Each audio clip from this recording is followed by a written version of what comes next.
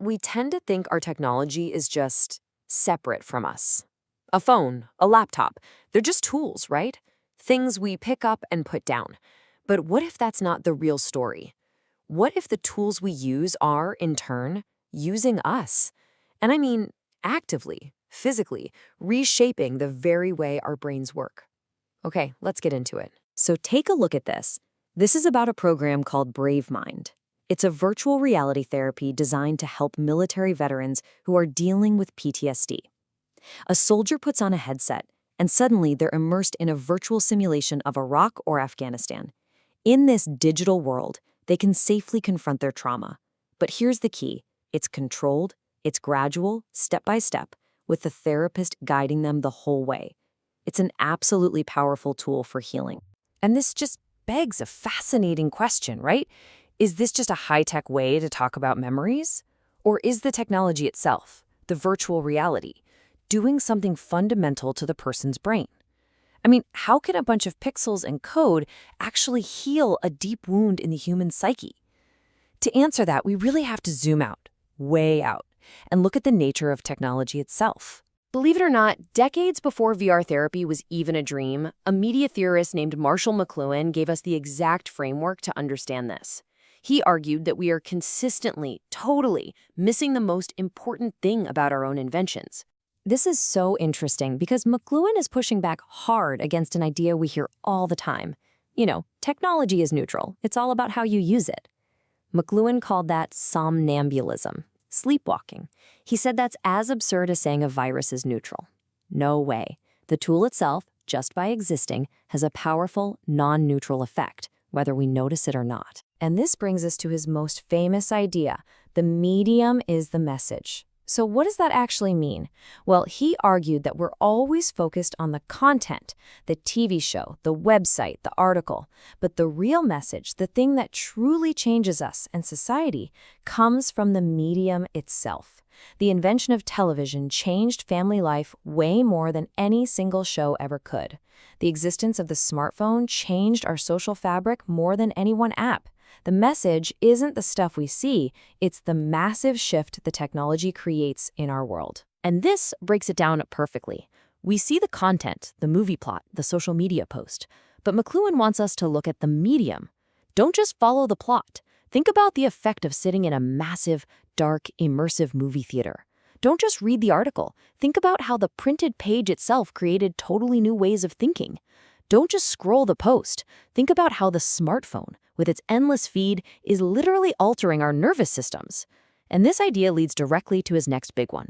So he takes it a step further.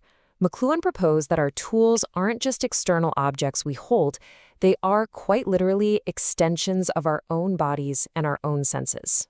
It's a pretty simple idea when you break it down. A wheel is just an extension of the foot, letting it go faster and farther. A telephone is a massive extension of the voice, letting it cross a continent in a second. And now, in our digital world, our electronic media are a direct extension of our central nervous system, wrapping the whole globe in a web of our own making. But, and this is a huge but, this extension comes with a really strange and serious side effect. He called it Narcissus as narcosis. You know the myth of Narcissus, the guy who falls in love with his own reflection?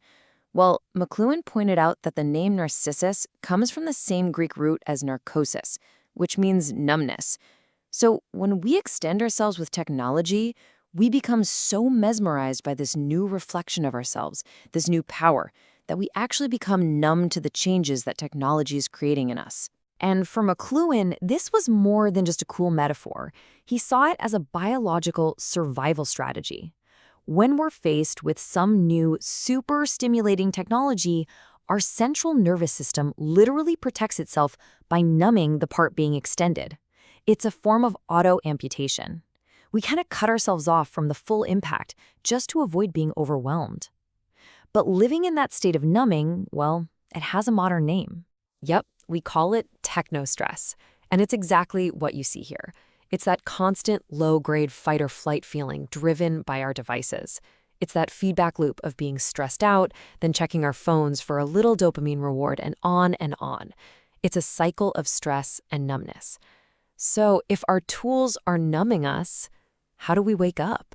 Well, according to McLuhan, the answer isn't to just reject technology.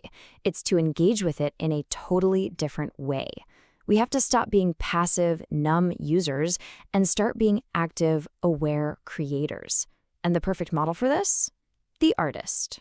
He saw the artist as a kind of early warning system for society, because artists are experts in perception, right? They can feel the subtle changes a new medium creates long before anyone else does.